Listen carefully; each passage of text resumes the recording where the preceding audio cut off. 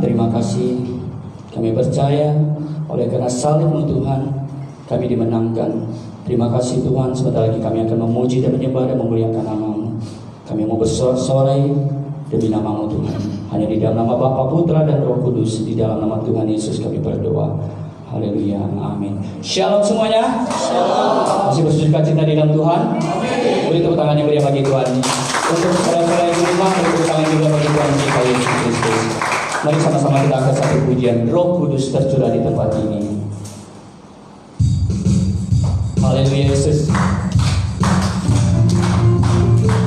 Yang di rumah, mari sama-sama kita bersuka cita di dalam Tuhan.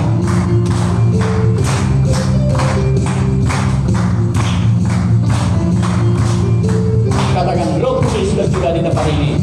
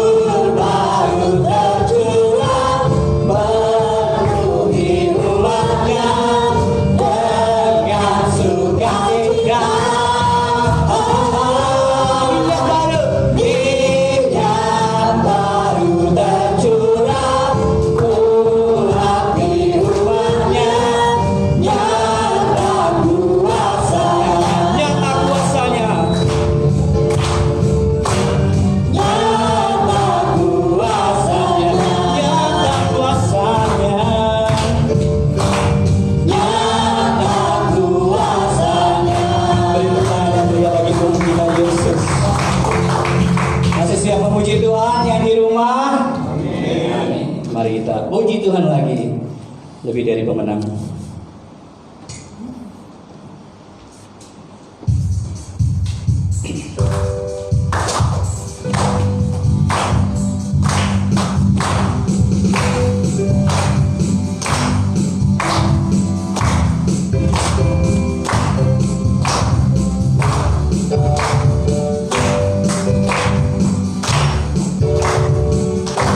Lebih dari pemenang dalam segala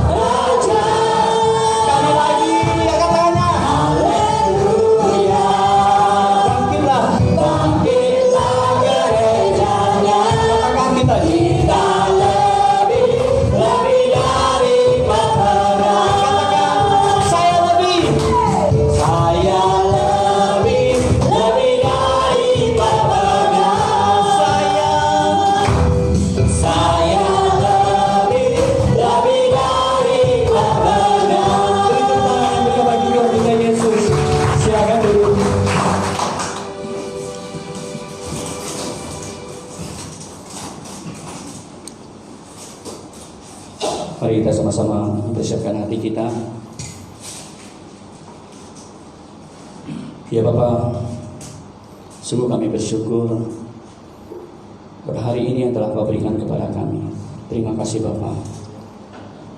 Dengan ucapan syukur kami bersyukur kepada Firman jadi manusia.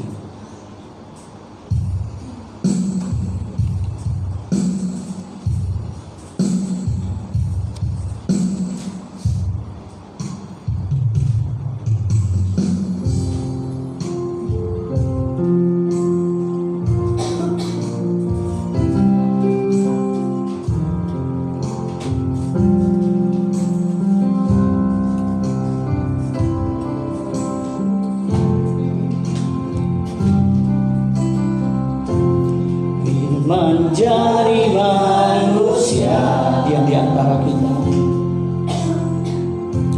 yang di antara kita ada hidup terang bagi manusia. Engkau datang bagi kepunyaanmu. Firman jadi manusia, Firman jadi manusia, yang di antara kita ada hidup terang bagi manusia. Engkau datang bagi kepunyaanmu. Yesus Kaulah, Yesus Kaulah juru selamatku. Ku akui Kau Tuhan bagiku. Kau terang bagi setiap, Kau terang bagi saat gelapku. Kau pintu bagi setiap jalan. Firman jadi manusia,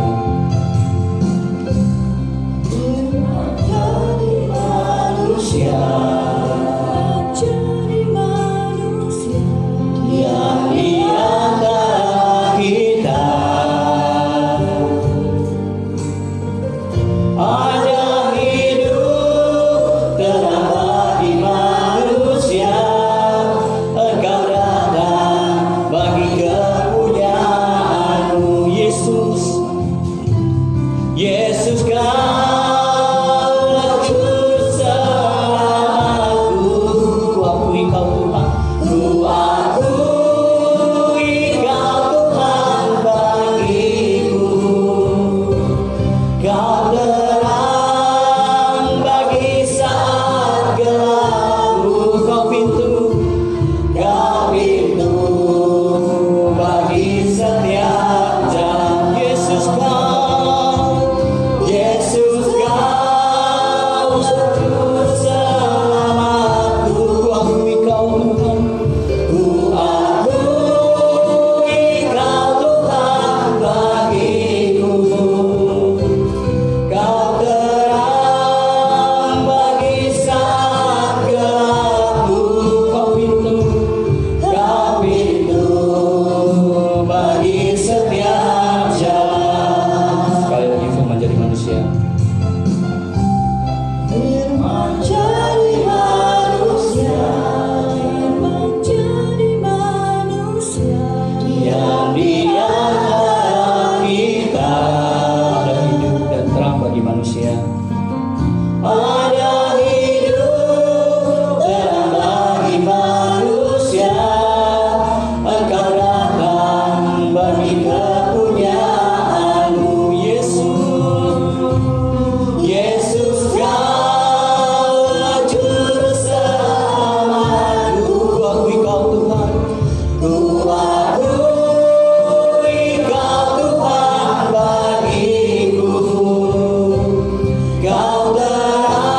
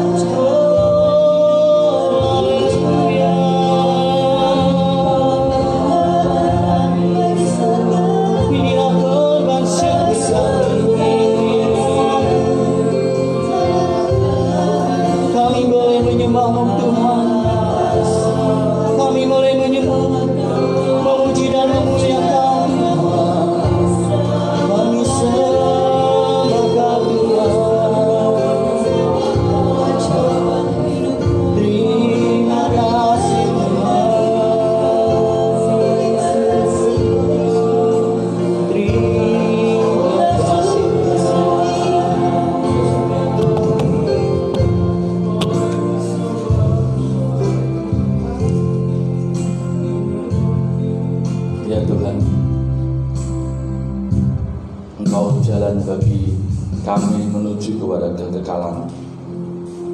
Terima kasih untuk pengorbananmu, perjuanganmu di dalam kehidupanmu ketika engkau menjadi manusia, sehingga korbanmu menjadi korban yang berharga di mata Allah. Dan kebangkitanmu menjadikan kami umatmu yang akan juga bangkit bersama-sama dengan engkau. Dan kami percaya satu ketika kami akan dipermuliakan bersama-sama dengan engkau. Terima kasih Tuhan, kami bersyukur. Dan sebentar kami akan mendengarkan sebagaimana firman-Mu. Berkati urapi setiap kami, dalam nama Tuhan Yesus Kristus. Haleluya, amin. Shalom, selamat Tuhan dimanapun Anda berada.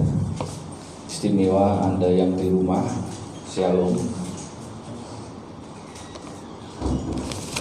Hari ini kita memperingati hari kenaikan Tuhan kita Yesus Kristus.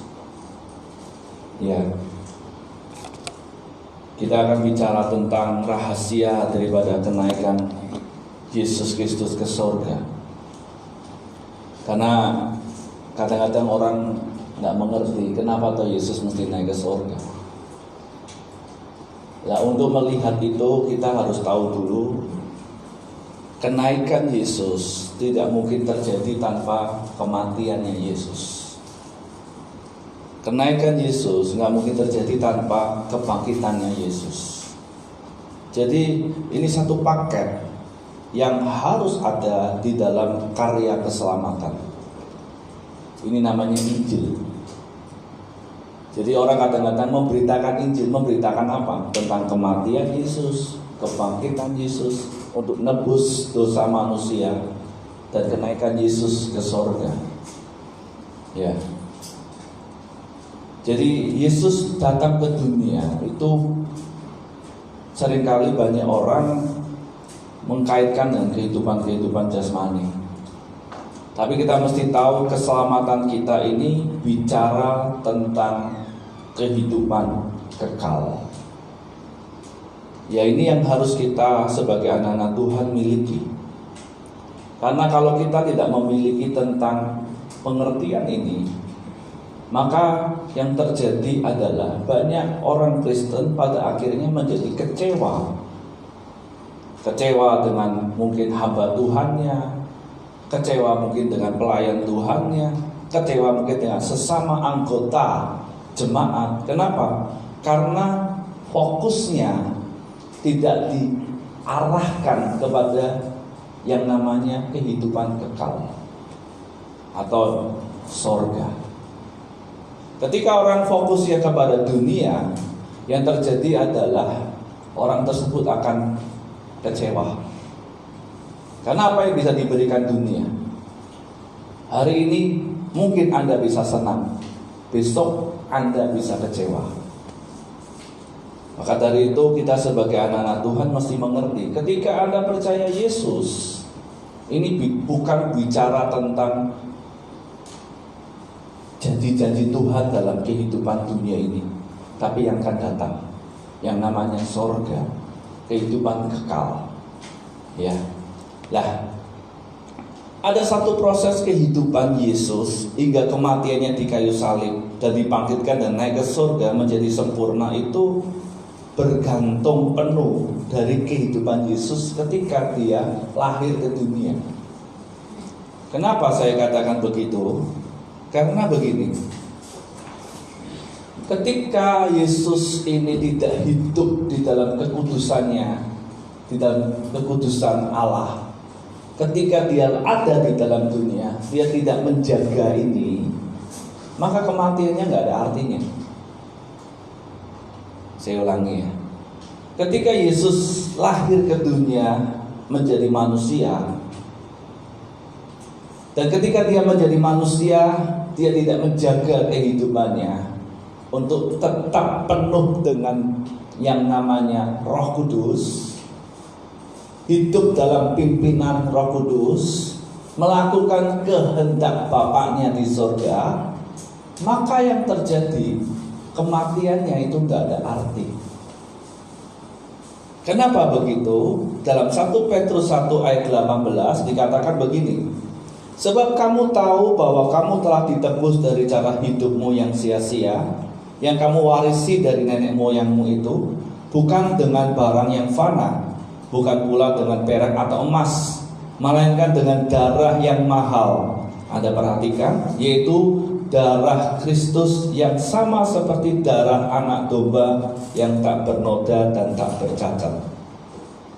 Anda perhatikan, darah anak domba melainkan dengan darah yang mahal, yaitu darah Kristus yang sama seperti darah anak domba yang tak bernoda dan tak bercacat. Kalau kita mau merujuk kepada Perjanjian Lama, ketika ada korban tebusan atau korban penebus salah, itu harus dipersembahkan domba yang tidak bercelah, tak bercacat. Nah, ketika Yesus lahir ke dunia, dia lahir dari Roh Kudus tanpa dosa. Tapi dalam perjalanan hidupnya, dia harus menjaga hidupnya sedemikian rupa supaya ketika dia nanti mati di atas kayu salib, darahnya ini berlaku untuk penebusan. Jadi di dalam kematiannya hingga pada kenaikannya sangatlah bergantung pada darah yang tak bernoda dan tak bercelah. Anda bisa bayangkan, berarti hidupnya Yesus itu perjuangan. Makanya kalau Anda percaya Yesus, Anda gak mau berjuang hidup dalam pimpinan Roh Kudus, maaf, gak bisa untuk nanti Anda naik ke surga. Kenapa Yesus bisa naik ke surga? Karena perjuangan hidupnya sampai mati di atas kayu salib, dia dibangkitkan dan dia naik ke surga. Dan itu perjuangan. Seringkali kita anak-anak Tuhan berpikir bahwa kalau aku sudah percaya Yesus, aku pasti selamat. Ya, selamat kalau Anda dan saya hidup di dalam Yesus, hidup menurut Roh, tidak menurut daging.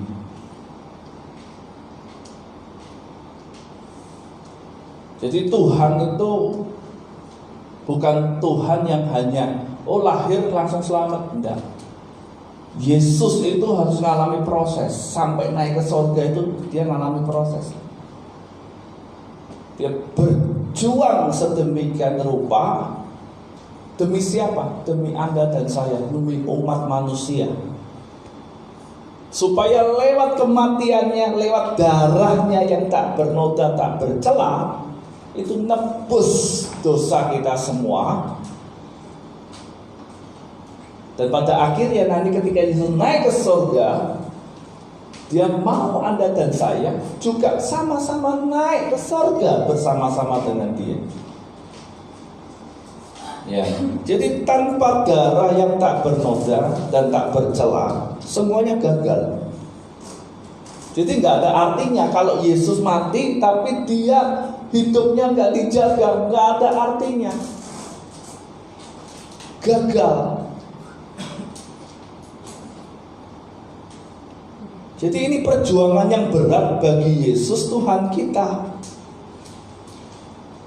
Dan itu semua bisa dilalui dengan sempurna melalui ketaatannya kepada Allah Bapa. Jadi Anda itu dan saya ketika hidup di dalam percayamu, ketaatan kepada firman-Nya itu mutlak.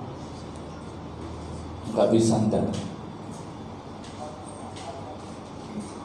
Jadi maaf, kalau Anda percaya Yesus, Anda gak mau taat, jangan harap selamat. Itu mutlak. Karena Anda dan saya harus mau hidup sama seperti ketika Kristus hidup, taat. Dalam Filipi 2 ayat 8 dikatakan begini, dan dalam keadaan sebagai manusia, ia telah merendahkan dirinya dan taat sampai mati, bahkan sampai mati dia kayu salib. Jelas loh, dia merendahkan diri. Jadi kalau Anda nggak mau merendahkan diri untuk dipimpin, untuk dipenuhi, untuk supaya taat, nggak bisa. Karena Yesus pun harus taat.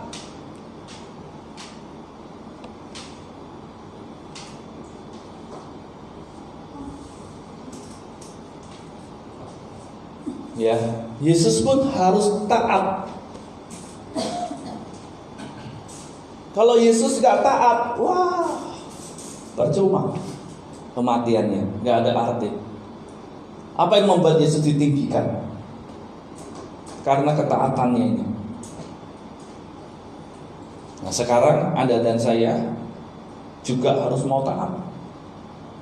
Nah sekarang kita akan bicara apa rahasia kenaikannya. Saya mesti harus jelaskan dulu ini di sini. Kalau Anda nggak dijelaskan dari kematiannya, kebangkitannya, kenaikannya, Anda nggak akan ngerti rahasia kenaikannya apa. Seringkali kita sebagai orang Kristen taunya kalau Yesus naik ke surga ya Roh Kudus. Tapi pernahkah kita memahami kenapa Yesus bisa naik ke surga? Ya ini karena perjuangannya. Dan sekarang apa rahasia kenaikannya? Ya, jadi saya mau ingatkan dulu, ingat, kerajaan Yesus Kristus, kerajaan surga itu bukan berasal dari dunia ini. Jadi kalau ada perkataan, ya surga ini dunia ini, enggak, salah. Dunia ini sudah rusak. Dikatakan dunia dan segala isinya sudah berada di dalam kuasa si jahat. Jadi kita mesti ingat nanti pada waktu kerajaan Yesus Kristus hadir itu diberi nama, diturunkan langit yang baru, bumi yang baru. Jadi bumi kita nanti rusak, hancur. Nah, seperti ini hari ini kita COVID. Ini kan karena kondisi dunia rusak. Nah, Tuhan katakan dalam firman, nanti dunia kita ini akan rusak. Nah nanti diturunkan yang namanya langit baru, bumi yang baru. Jadi kerajaan Yesus Kristus itu bukan dari dunia ini. Ya, bukan dari dunia ini. Makanya kenapa Tuhan selalu ngomong jangan hatimu itu terikat, bersahabat dengan dunia ini, karena bukan dari dunia ini kerajaannya. Kalau Anda sudah terpikat dengan dunia ini, Anda akan tidak mau pulang. Coba orang kalau sudah terlena, terpikat, dia suruh pulang itu aduh susah. Kita juga kalau kita terikat dengan dunia ini, nanti kita ini jadi lupa kalau kita ini nanti akan datang kembali kepada Allah yang di sorga. Nah, kalau orang sudah terpikat, nanti dia tidak kembali ke sorga, kembalinya ke neraka. Akan repot. Ya. Jadi rahasia pertama daripada Yesus naik ke sorga itu adalah mempersiapkan tempat bagi umatnya dalam kerajaan surga. Ini membuktikan bahwa pengharapan akan kepastian menerima kehidupan kekal dalam kerajaan surga itu benar. Jadi ketika Yesus naik ke surga, dia menyiapkan tempat. Dia menyiapkan tempat untuk kita umatnya yang percaya. Dia menyiapkan tempat. Ya. Nah, ketika itu terjadi itu membuat Anda dan saya ini jadi yakin, waduh, Yesus bangkit dari kubur, ya, dari antara orang mati, dia naik ke surga. Di situ kita, wow, berarti kepastian aku nanti ke surga adalah benar. Dalam Yohanes dikatakan begini, 14 ayat 3. Dan apabila aku telah pergi ke situ dan telah menyediakan tempat bagimu, aku akan datang kembali dan membawa kamu ke tempatku, supaya di tempat di mana aku berada, kamu pun berada. Ini janjinya Tuhan. Dan Anda dan saya ini harus pegang janji ini. Pegang janji ini, bahwa Yesus naik ke surga itu membuktikan bahwa suatu ketika aku juga akan naik ke surga sama seperti Yesus. Itu bagi yang percaya. Tapi bukan hanya di situ titiknya. Yang kedua, apa rahasianya? Ini yang penting. Ketika orang mau masuk surga, dia harus dengan syarat. Makanya yang kedua, mempersiapkan umatnya untuk layak masuk dalam kerajaan surga. Seringkali kita berpikir bahwa nanti orang yang percaya Yesus semuanya masuk surga. Kalau Anda nggak dipersiapkan, nggak bisa. Jadi Yesus menjanjikan itu, bahwa nanti Anda dan saya akan berada bersama-sama dengan Dia di surga. Tapi permasalahannya sekarang orang yang percaya ini masih hidup di dunia. Dan sekarang bagaimana supaya Anda dan saya nanti bisa bersama-sama berada bersama dengan Dia di surga? Maka di situ Allah mempersiapkan. Jadi kenaikannya ke surga itu untuk mempersiapkan Anda dan saya supaya layak. Jadi Anda percaya Yesus itu belum selesai. Anda harus dipersiapkan lah. Lewat kenaikan inilah Yesus memberikan atau mencurahkan Roh Kudus bagi umatnya. Lah, ini Roh Kudus inilah diberikan kepada umatnya untuk supaya umatnya bisa dipersiapkan, didandani, supaya apa? Layak. Coba saya kasih contoh orang menikah. Orang menikah kira-kira perlu didandani, dipersiapkan, sangat perlu. Nggak mungkin orang mau nikah nggak di make up, pokoknya pakai baju sembarangan, pakai celana kolor, ya toh, pakai celana pendek, pakai kaos terus datang mau nikah saya. Loh, nikah kok begitu? Nggak layak. Perempuannya pakai baju biasa, celana jeans, pakai kaosan, terus minta, oh saya sudah siap menikah, langsung minta diberkati pesta. Nggak mungkin dengan kondisi begitu. Gimana harusnya? Ya harus dipersiapkan. Lakinya mesti didandanin, rambutnya mungkin dirapiin, di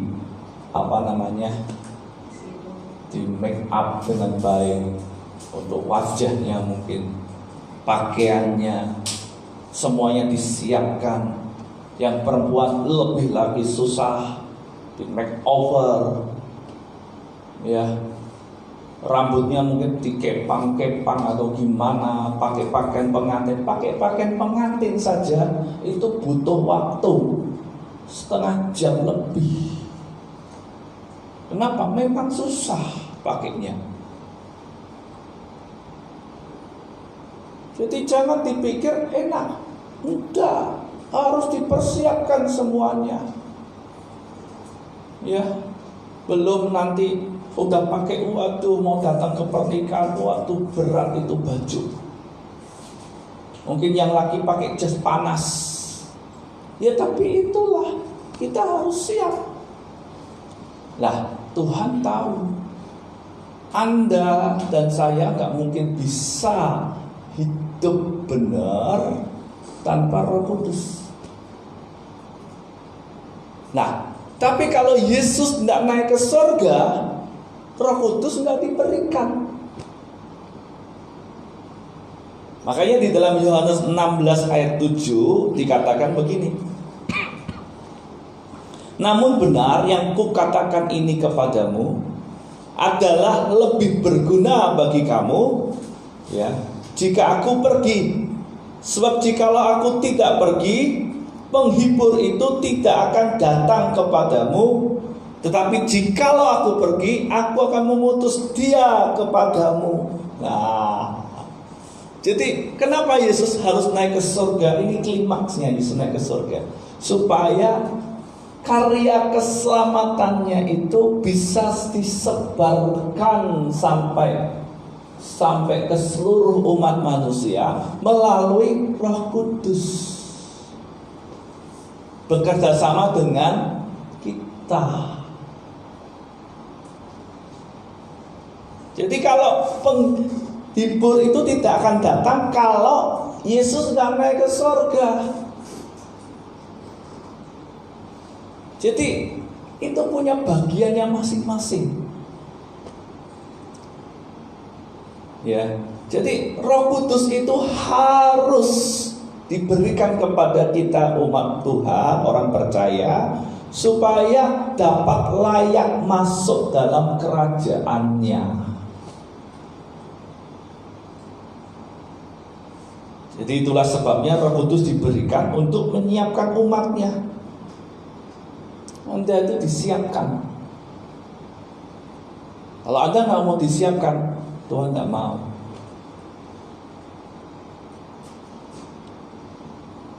Yesus saja ketika dia harus naik ke surga disiapkan. Dengan apa? Hidupnya. Dia harus jalani hidup. Dengan apa? Dengan perjuangan untuk dipimpin. Memangnya Yesus gak punya kehendak? Dia punya kehendak. Buktinya apa? Waktu mau mati di Taman Getsemani, dia punya kehendak. Bapak, kalau boleh cawan ini lalu daripadaku, tapi bukan kehendakku melainkan kehendakmu. Dia punya kehendak. Dia bisa gak berbuat dosa? Bisa, kalau dia tidak mau dalam pimpinan Roh Kudus.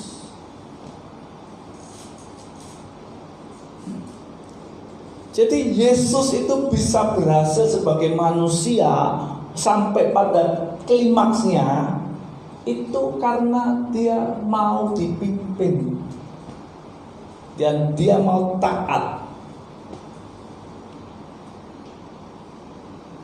Nah, sekarang kita bagaimana?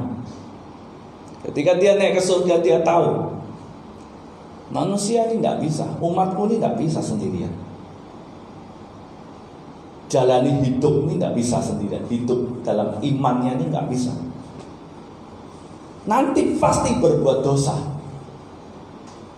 Bisa berbuat dosa lagi, nggak mungkin. Nah, Tuhan kasih Roh Kudus. Roh Kudus yang sama memenuhi Yesus. Roh Kudus yang sama itu diberikan kepada kita. Makanya tanpa Roh Kudus, umatnya tidak dapat masuk ke dalam kerajaan surga.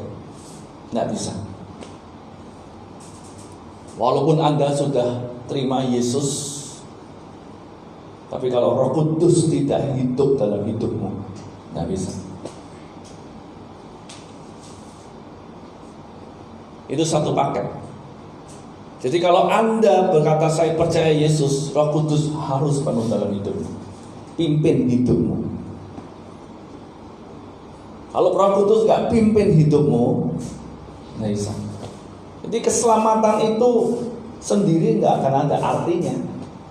Jadi percuma Anda diberi keselamatan, tapi kalau Anda gak mau dipimpin Roh Kudus, Anda tidak akan selamat. Saya waktu baca ini, saya selidiki. Nanti hari Minggu saya akan sampaikan.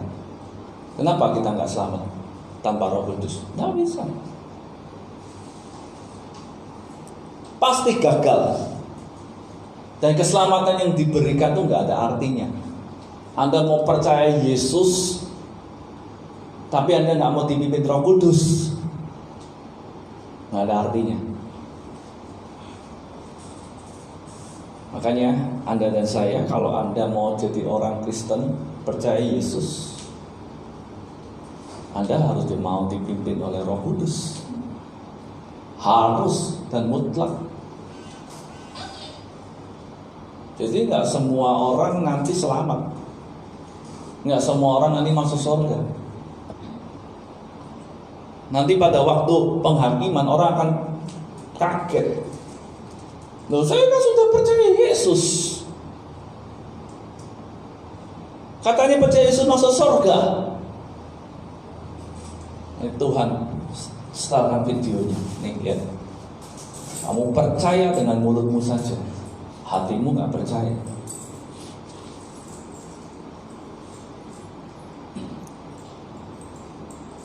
Saya sering katakan, orang itu ada namanya pernyataan secara de jure, de facto.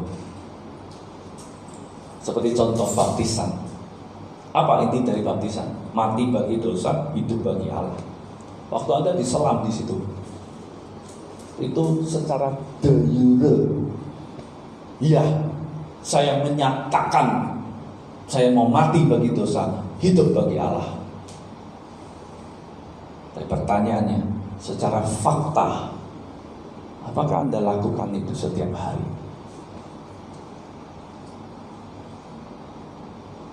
Seperti orang, contoh, mau menikah, mengeluarkan janji nikah. Itu de jure, semua orang dengar, yang datang dengar, pendeta dengar, malaikat dengar, Tuhan dengar. Pernyataan umum. Secara fakta, apakah Anda hidup dalam pernikahanmu?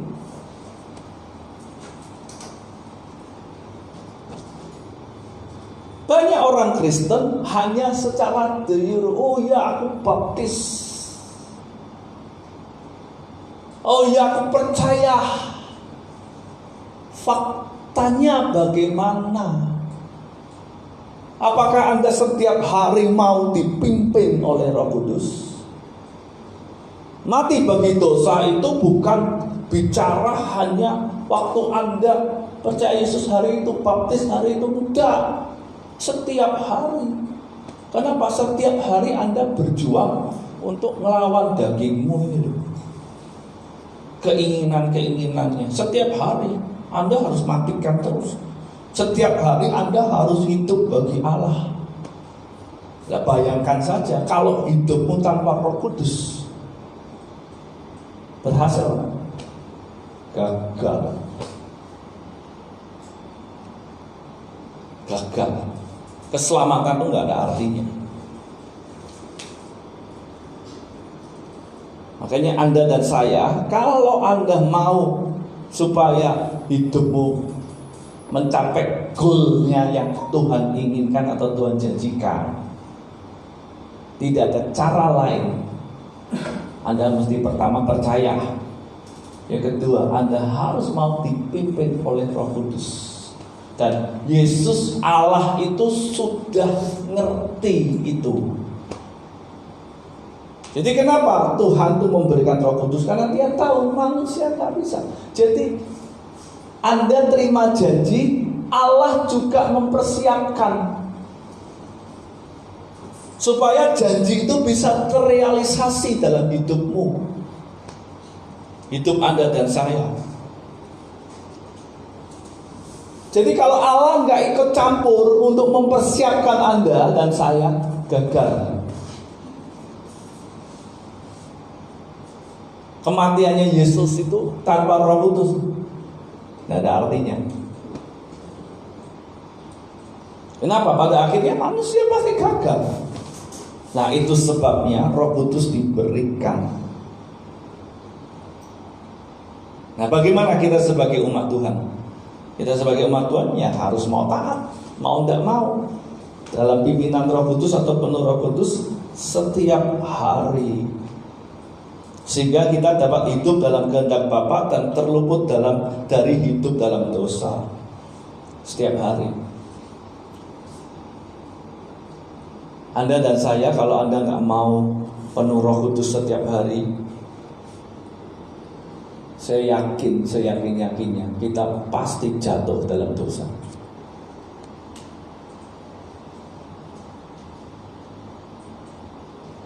Jadi kalau Anda nggak mau penuh Roh Kudus, nggak mau dipimpin oleh Roh Kudus, keselamatanmu itu percuma. Itu benar tuh. Saya baca ini Alkitab, saya selidiki.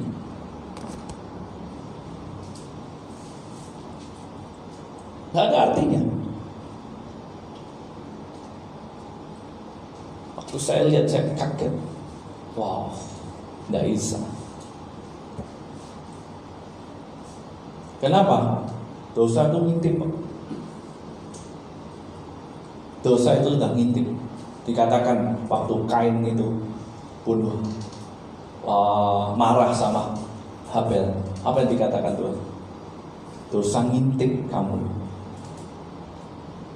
Dan saya mau katakan, dosa setiap hari ngintip kamu. Dosa jatuh pikiran, hati, mulut, masih 3 ini aja nih.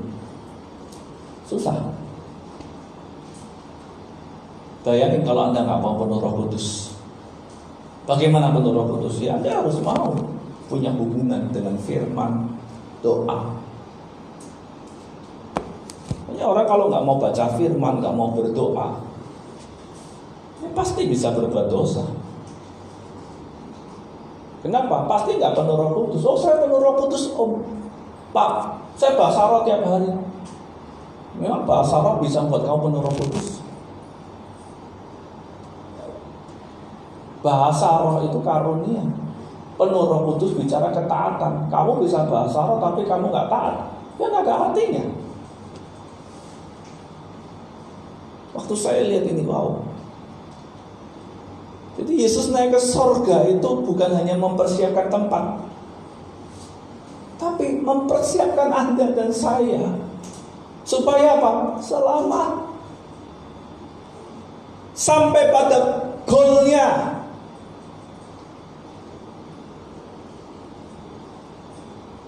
Tapi sayang, banyak umat Tuhan gak mau dipimpin, nggak berani bayar harga untuk sebuah kemuliaan kekal.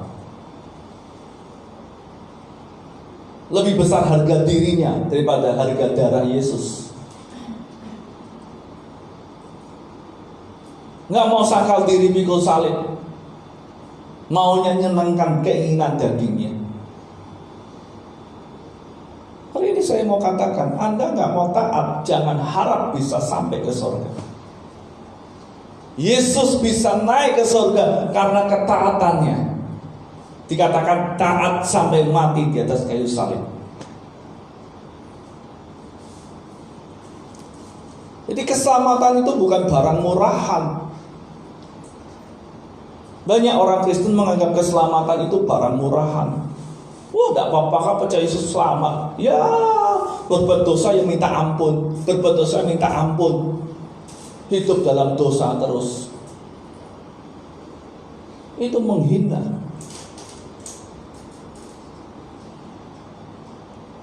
1 Yohanes 3 ayat 9 dikatakan begini: setiap orang yang lahir dari Allah tidak berbuat dosa lagi, sebab benih ilahi tetap ada di dalam dia, dan ia tidak dapat berbuat dosa karena ia lahir dari Allah. Setiap orang yang lahir dari Allah tidak berbuat dosa lagi. Dalam kata setiap orang lahir dari Allah itu dalam bahasa ini itu bukan past tense, present.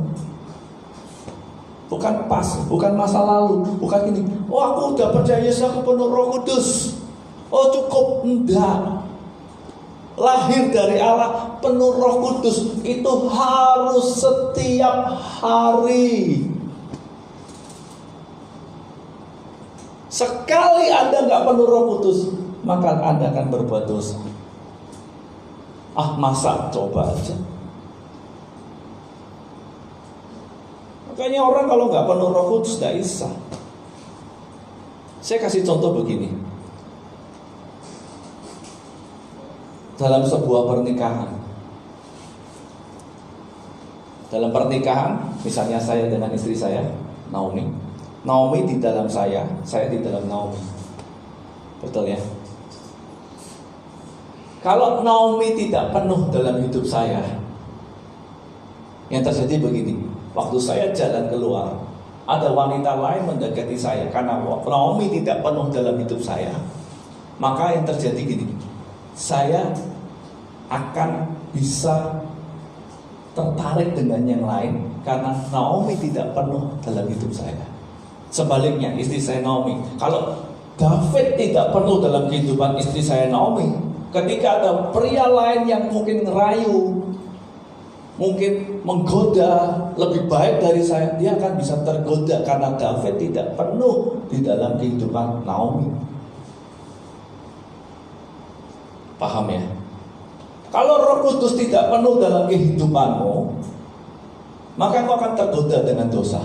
Kau akan sulit untuk menolak dosa. Kenapa? Karena tidak adanya Roh Kudus dalam hidup kamu. Sebagai pengingat, sebagai penolong, sebagai pembimbing dalam hidupmu. Sama seperti juga tadi, Naomi kalau tidak penuh dalam hidup saya, maka saya akan mudah tergoda. Tapi ketika dia penuh dalam hidup saya, ketika ada, aku punya istri, Naomi namanya, kamu jangan goda saya. Walaupun dia tidak bersama saya,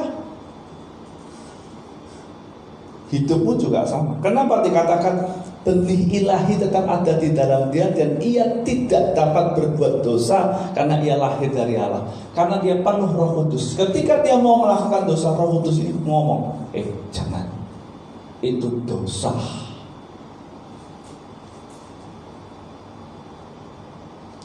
Dari itu kenapa dalam bulan ini kita bicara latihan, melatih diri. Karena ketika kita melatih diri kita untuk hubungan dengan Tuhan, membaca firman, merenungkan firman Tuhan, berdoa, kita sedang melatih pendengaran kita. Supaya apa? Kita penuh Roh Kudus setiap waktu, setiap saat, ketika apapun yang Anda lakukan, Roh Kudus itu terus mendampingi hidupmu.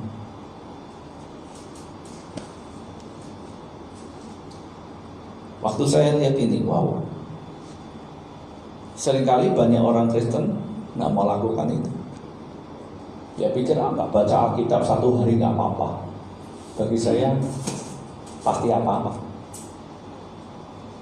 Nggak berdoa nggak apa, nggak bisa.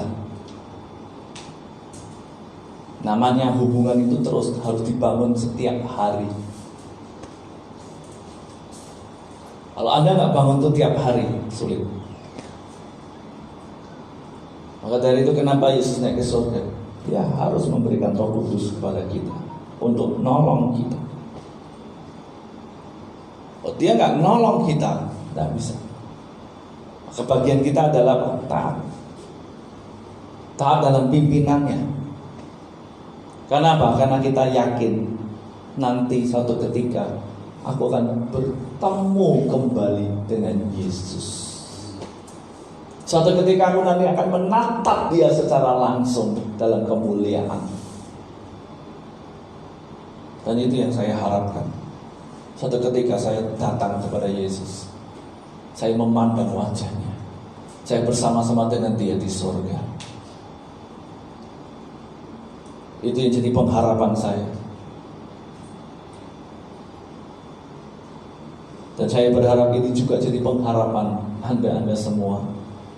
Bahwa suatu ketika saya bersama dengan dia dalam kemuliaan. Nggak apa-apa aku menderita di dunia. Aku siap hidup dalam pimpinan Roh Kudus. Walaupun aku harus sangkali diriku, aku harus pikul salib, aku harus matikan dagingku. Aku harus melakukan apa yang aku tidak kehendaki. Tapi aku percaya suatu ketika aku nanti akan sampai ke sana bersama-sama dengan Yesus dipermuliakan. Amin. Mari kita datang kepada Tuhan Yesus Kristus. Kita akan berdoa.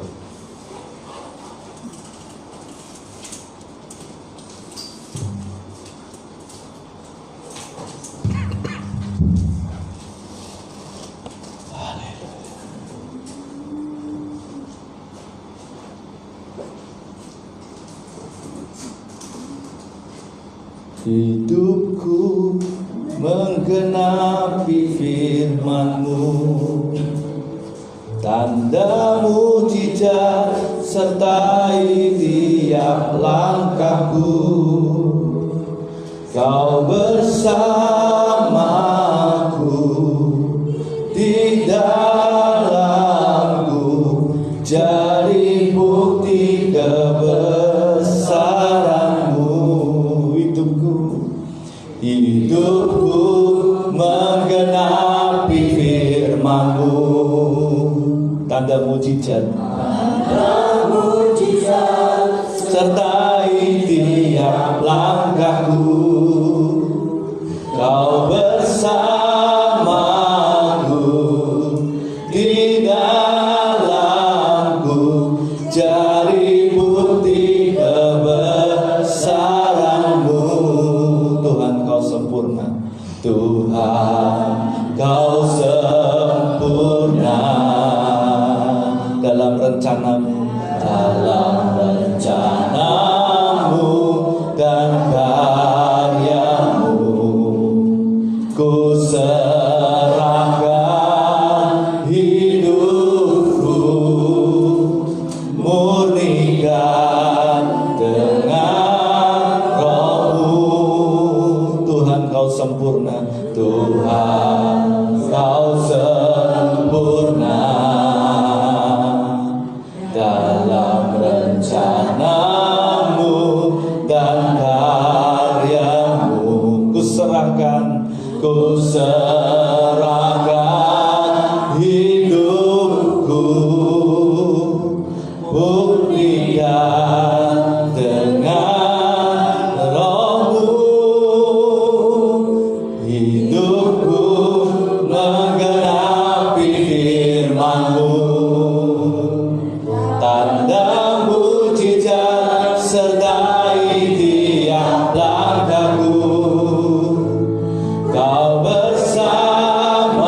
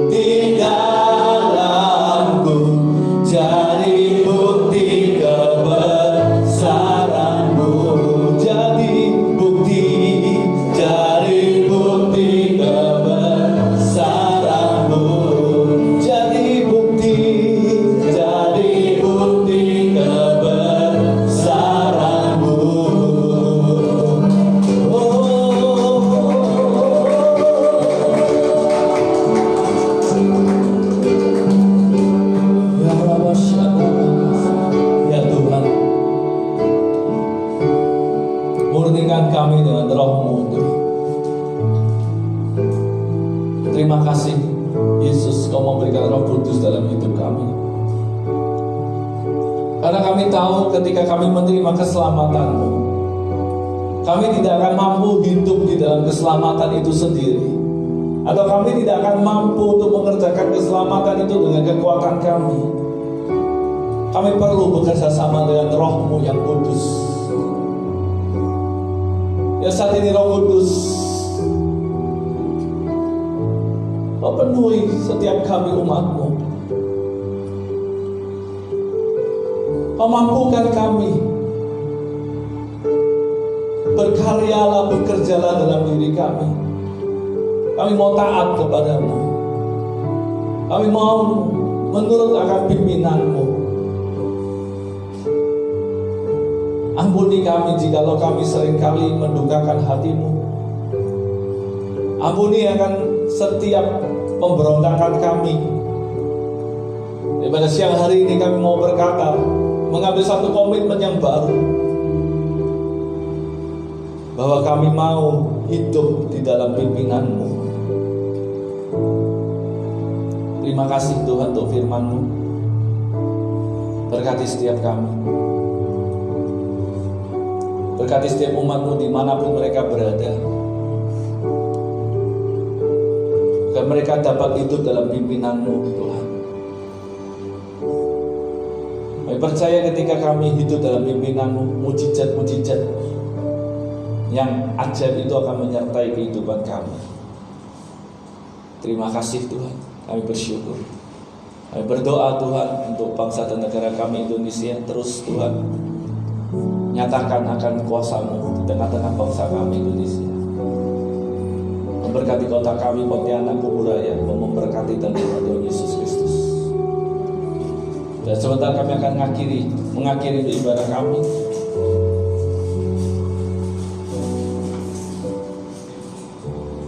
Biarlah berkat-berkat-Mu yang sempurna, berkat-berkat-Mu yang istimewa itu turut memenuhi setiap kami umat-Mu. Di dalam damai sejahtera dan sukacita kasih sayang daripada Allah Bapa dan Putra yang tunggal Yesus Kristus, dan di dalam persekutuan Roh Kudus, Tuhan memberkati kau dan melindungi kau, dan menyinari kau dengan wajah-Nya dan beri kau kasih karunia, dan menghadapkan wajah-Nya atas engkau dan memberikan kau damai sejahtera dari sekarang sampai Maranatha Tuhan Yesus ada kedua kalinya. Setiap kita yang percaya katakan amin.